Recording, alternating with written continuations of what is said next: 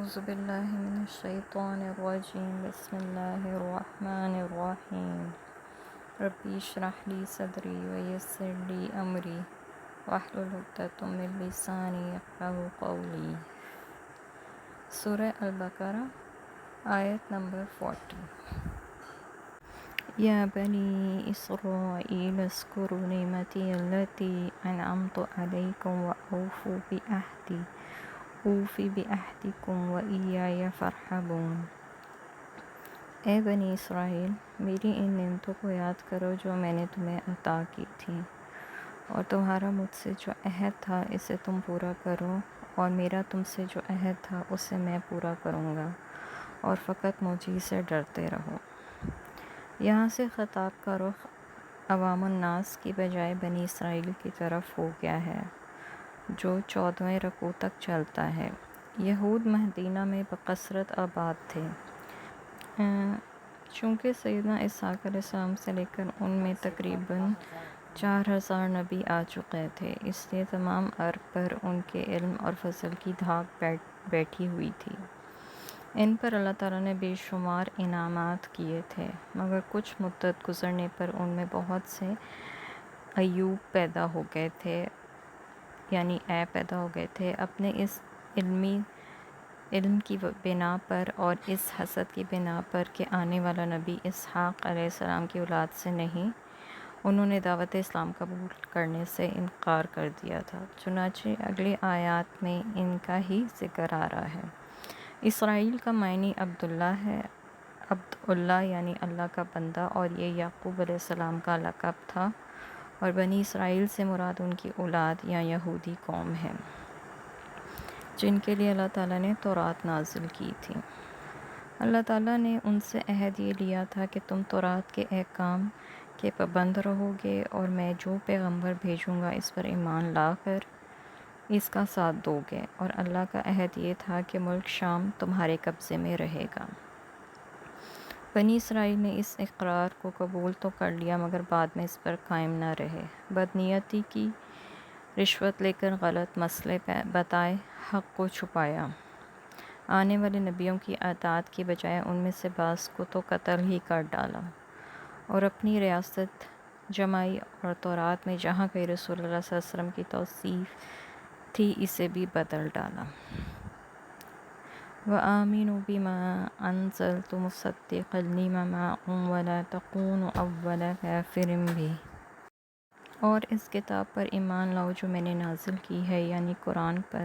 یہ کتاب اس کتاب کی تصدیق کرتی ہے جو تمہارے پاس ہے، یعنی تورات، لہٰذا اس کے سب سے پہلے منکر تم ہی نہ بنو، اور نہ ہی میری آیات کو تھوڑی سی قیمت کے عوض بیچ ڈالو، اور ڈرو تو صرف مجھی سے ڈرو۔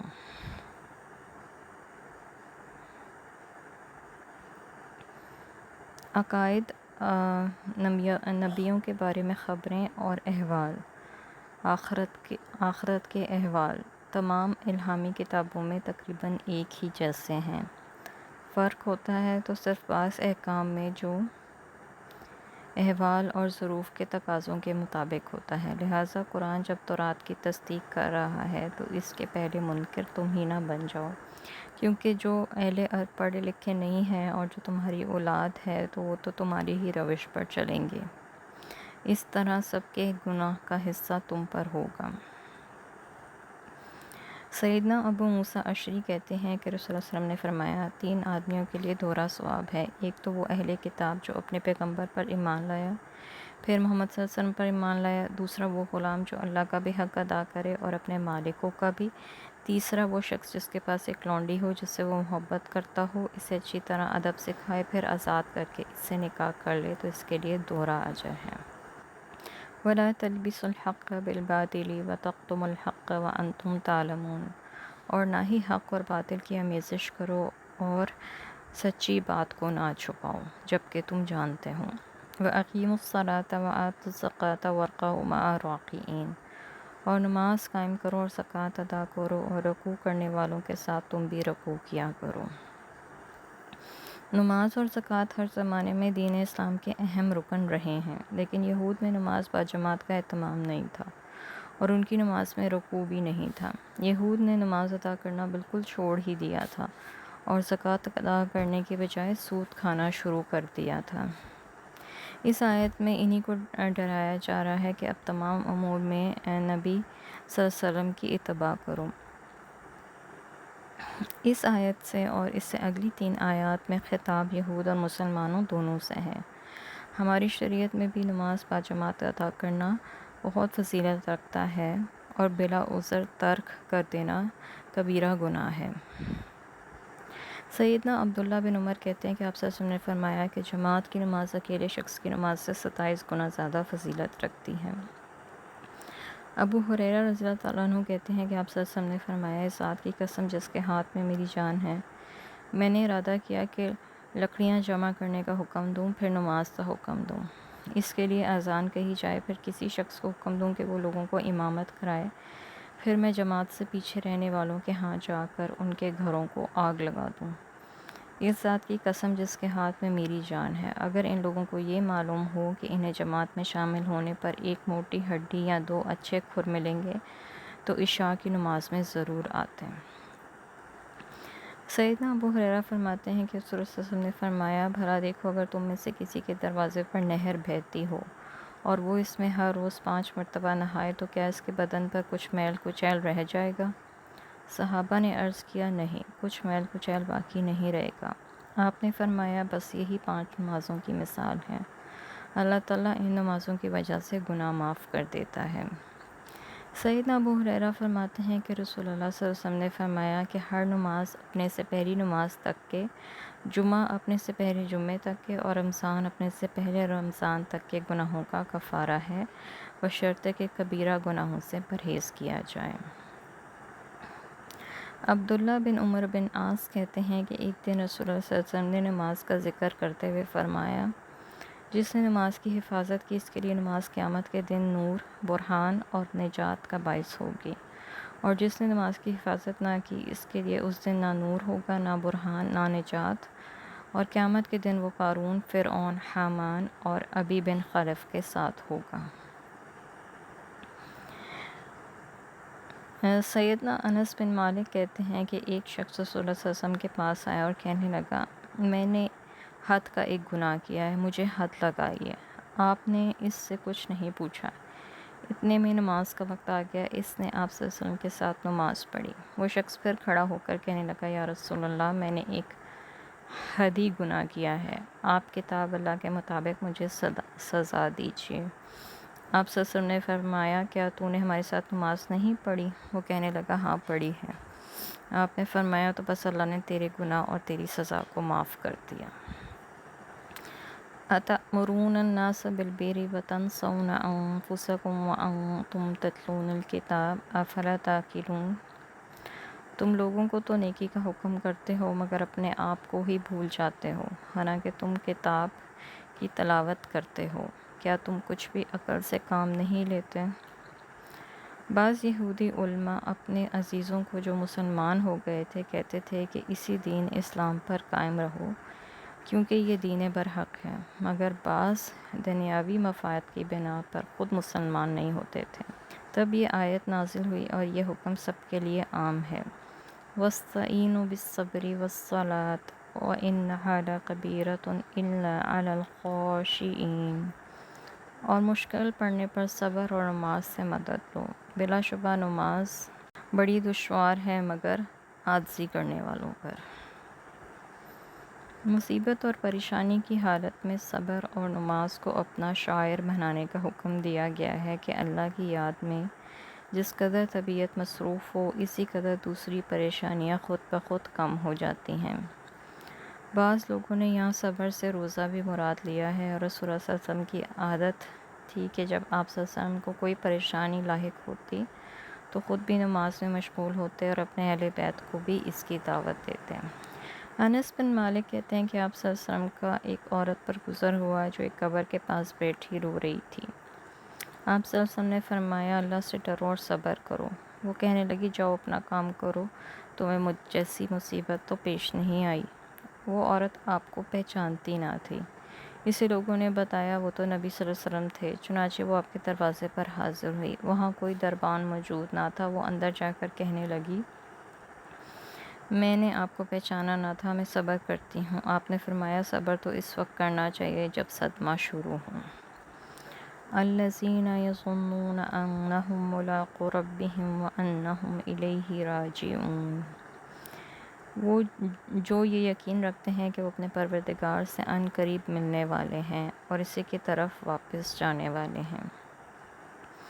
یعنی جو لوگ مرنے کے بعد اپنے پروردگار سے ملنے اور اس کے حضور جواب دہی کا یقین رکھتے ہیں، ان کے لیے نماز کی ادائیگی کبھی مشکل نہیں ہوا کرتی، بلکہ اگر کوئی نماز چھوٹ جائے یا نماز میں تاخیر ہو جائے تو ان کی طبیعت گراں بار ہو جاتی ہے، اور جب تک وہ نماز ادا نہ کر لیں انہیں چین نہیں آتا۔ اور جو لوگ روز آخرت پر پورا یقین نہیں رکھتے ان کے لیے نماز ایک مصیبت کا باعث بن جاتی ہے۔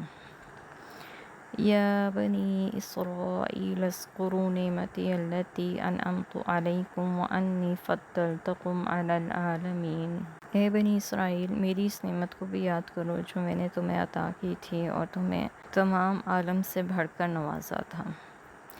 یعنی ایک وہ وقت تھا جب تمام اقوام پر بنی اسرائیل کے علم اور فضیلت کی دھاک بیٹھی ہوئی تھی، لیکن اللہ کی اس نعمت کا ان پر الٹا اثر ہوا۔ بجائے اس کے کہ وہ شکر ادا کرتے اور اس کے حضور سرنگوں ہوتے اور تقوی اختیار کرتے، وہ ذراہ تکبر یہ سمجھ بیٹھے کہ ہم چونکہ انبیاء کی اولاد ہیں لہٰذا ہم اللہ کے محبوب اور چہیتے ہیں، لہٰذا ہمیں عذاب نہیں ہوگا، اور یہ بات ان کے عقیدے میں راسخ ہو گئی تھی۔ وَاتَّقُوا يَوْمًا لَا تَجْزِي نَفْسٌ عَن نَفْسٍ شَيْئًا وَلَا يُقْبَلُ مِنْهُ شَفَاعَةٌ وَلَا يُؤْخَذُ مِنْهَا عَدْلٌ وَلَا هُمْ يُنصَرُونَ، اس دن سے ڈرتے رہو جب نہ تو کوئی دوسرا کسی کے کام آ سکے گا، نہ اس کے حق میں سفارش قبول کی جائے گی، نہ ہی اسے معاوضہ لے کر چھوڑ دیا جائے گا، نہ ہی ان مجرموں کو کہیں سے مدد پہنچ سکے گی۔ ان کے اس غلط عقیدے کا اس آیت میں جواب دیا گیا ہے کہ عذاب سے نجات کی جو 4 صورتیں ممکن ہیں ان میں سے کوئی بھی تمہارے کام نہ آ سکے گی۔ یعنی کوئی شخص دوسرے کا بوجھ اٹھانے کو تیار نہ ہوگا، نہ کسی کی سفارش کام آئے گی، نہ وہ فدیہ دے کر چھوٹ سکے گا، اور نہ ہی اللہ کے مقابلے میں وہاں اس کا کوئی حامی اور مددگار ہوگا۔ لہٰذا خوب سمجھ لو کہ محض انبیاء کی اولاد ہونے کی بنا پر تم کبھی اپنے کرتوتوں کی سزا سے بچ نہ سکو گے۔ یہ درست ہے کہ قیامت کے دن انبیاء اور نیک لوگ گناہ گاروں کے لیے سفارش کریں گے، لیکن اس سفارش کی شرائط ایسی ہیں کہ سفارش پر تکیہ کرنا مشکل ہے۔ مثلا یہ کہ سفارش وہی کرے گا جسے اللہ تعالیٰ اجازت دے گا، اور اتنی ہی کر سکے گا جتنی اللہ تعالیٰ کی مرضی ہوگی، یا صرف اسی گناہ کے لیے سفارش کر سکے گا جس کا اللہ کی طرف سے اذن ہوگا، اور صرف اسی شخص کے حق میں کر سکے گا جس کے حق میں سفارش کرنا منظور ہوگا۔ وَإِذْ نَجَّيْنَاكُم مِّنْ آلِ فِرْعَوْنَ يَسُومُونَكُمْ سُوءَ الْعَذَابِ، اور وہ وقت بھی یاد کرو جب ہم نے تمہیں آل فرعون سے نجات دی تھی، یہ لوگ تمہیں سخت دکھ دیتے تھے، تمہارے بیٹوں کو تو ذبح کر ڈالتے تھے اور تمہاری عورتوں کو زندہ رہنے دیتے تھے، اور تمہاری اس حالت میں تمہارے رب کی طرف سے ایک بڑی آزمائش تھی۔ فرعون نے ایک خواب دیکھا تھا جس کی تعبیر اس کے نجومیوں نے یہ دی تھی کہ بنی اسرائیل میں ایک شخص پیدا ہوگا جو تمہیں اور تمہاری سلطنت کو غارت کر دے گا۔ فرعون نے اس کا حل یہ سوچا کہ اپنی مملکت میں حکم دے دیا کہ بنی اسرائیل کے ہاں جو بچہ پیدا ہو اسے مار ڈالا جائے، اور جو لڑکیاں پیدا ہوں انہیں اپنی لونڈیاں بنا لیا جائے۔ اپنی حکومت کو بچانے کے لیے اس کی یہ تدبیر انتہائی ظالمانہ تھی، مگر جو کام اللہ کو منظور تھا وہ ہو کے رہا اور فرعون کے سر پر چڑھ کر ہوا۔ موسیٰ علیہ السلام پیدا ہوئے، پھر موسیٰ کی پرورش بھی اس کے گھر میں ہوئی۔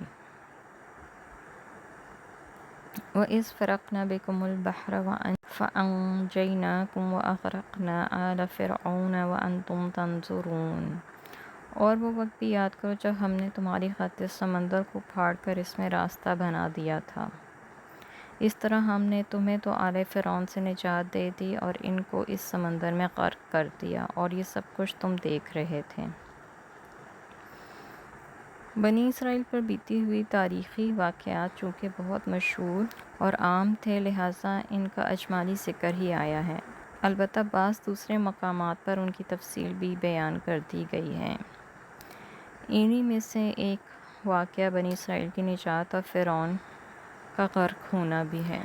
فرعون کے غرق ہونے کے بعد بنی اسرائیل جب جزیرہ نمائے سینا میں پہنچ گئے تو اللہ تعالیٰ نے موسیٰ علیہ السلام کو 40 راتوں کے لیے کوہ طور پر طلب فرمایا تاکہ اس نئی آزاد شدہ قوم بنی اسرائیل کو عملی ہدایت اور احکام عطا کیے جائیں۔ موسیٰ علیہ السلام کے جانے کے بعد اس قوم نے ایک بچھڑے کی پوجا شروع کر دی۔